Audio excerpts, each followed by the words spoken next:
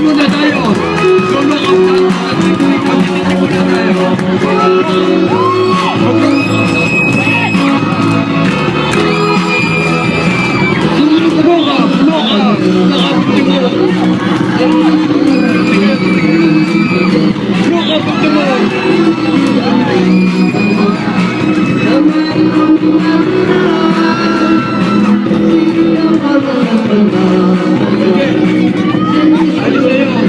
Jadi magpatiglaraan sa inyo.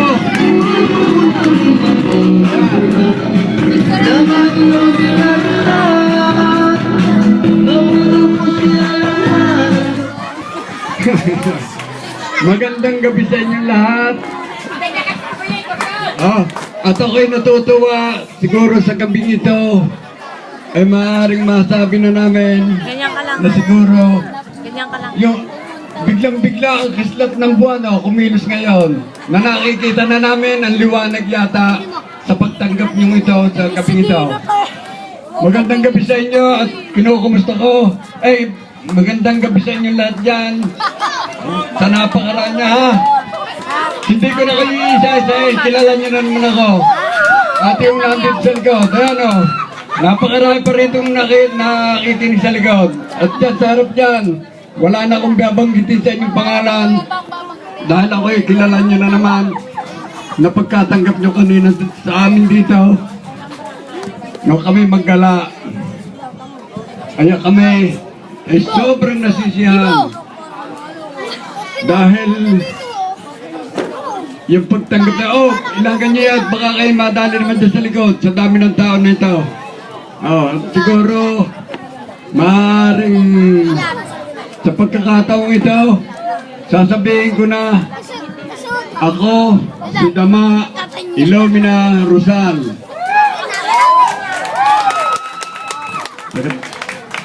Na, ang pagkakataong ito, sasamantalahin ko na, ang pagkakataong ito, dahil dito, kaya ako ay napasama sa Team Lirio, ay napakaganda ang nakita ko sa loob ng kulang pang 3 taon. At ako'y magpapakilala sa inyo na ako si Dama Rosal, na sa pulpa dito, yung hindi nakakakilala sa akin dito, ngayon nyo ako makikilala dahil dito sa Celestine, ako ang nagsapol dito na ako'y nanunungkulan na para malagyan ito ng mga bahay. Ako ang gumawa ng mga karsada. Noon sa kasalukuyan noong ako'y nanunungkulan dito sa barangay. Ang ating kapitan noon ay ama ng ating konsehal ngayong si Bisoy Batallones. Subalit noon, nakita ko na ang tiga Celestine, bago kayo dumating dito, kami muna, ako ay nagpapastol ng itik dito bago developin itong Celestine. At nung ito'y dinidevelop na, nakatatlong taon ako dito ng panunungkulan. Noong ako'y manalo ng isang termino, saka kahit dito nagkaroon ng bahay. Doon ako nakilala ng mga tiga rito na ako ay isang barangay council. Nang ako ay manalo noon, sinabi ko na magkaroon na ng bahay dito, ay nagkaroon ng problema rito noon. Nareserbahan ko lahat ng bagay dito na pinagtatalunan namin noon, yung lupa doon sa Bukana. Lahat yan naresolbahan na ng inyong abang lingkod nung magkonsyal ako noon. Subalit noon, umulit kami. Nung kumonsyal ako ay nasa trabaho sa Science Park noon na hindi ko naareglo ang aking panunungkulan noon dahil ako ay malayo. Subalit no ako'y mahalal uli ng pangalawa, doon ko pinagigi ang aking serbisyo dito sa loob ng Celestine. At siguro, Hindi naman kaila sa inyo rito, yung mga unang naandi dito, kilala tayo, na ako ay andi dyan lang sa labasan. Noong araw, yung mga nauna dito, nagkaroon ako ng hardware dyan sa tabi ng Celeste sa Bukana. At meron pa ako doon sa amin, sa D. Rizal Construction Supply. At nandito ngayon ang mga kumakatawan, yung aking pamilya, na mga barkada na Rizal. At siguro yung kita nyo na nagagandahan yan, yung mga apo ko na lumalaban sa mga contest. Ano? At siguro naman, maaaring tama na yon ang aking mga sinasabi na basta ang aming Team Lirio. At ito ay sinisiguro ko sa inyo, yung inyong atas na niya sa akin na bilang public work na nakita ni Kapitan na siguro ay ako ang karapat-dapat dito sa public work dahil ang trabaho ko, hindi nyo man na itatanong.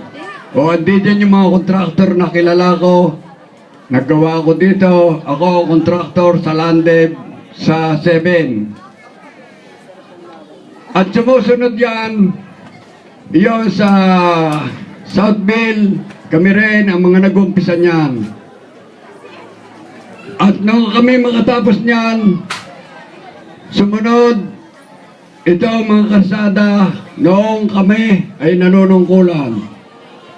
Ngunit, nang ako ay mapapunta rito sa Team Lirio, para bang nasabi nung aking papaltan, parang walang kinalaman na narinig nyo naman sa ating announcer na paano ang gagawin. Tatanong pa ba kay Lolo, kay Lola, kay Nene, kay Toto, no? Kaya ito abang likod nyo, hindi naman sa pagmamalaki. Dito naman sa Nayo ng Marnig, siguro, alam nyo na naman, nagkaedad na ako dito ngayon ng 45.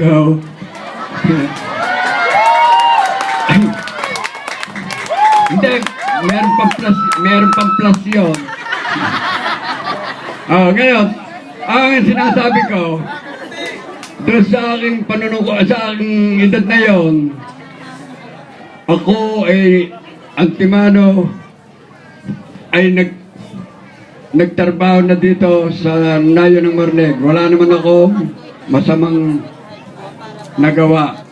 Kaya ako ay nagpabalik-balik dito at siguro sa susunod, ang Team Lirio ay siguro mananaig na ngayon sa atin.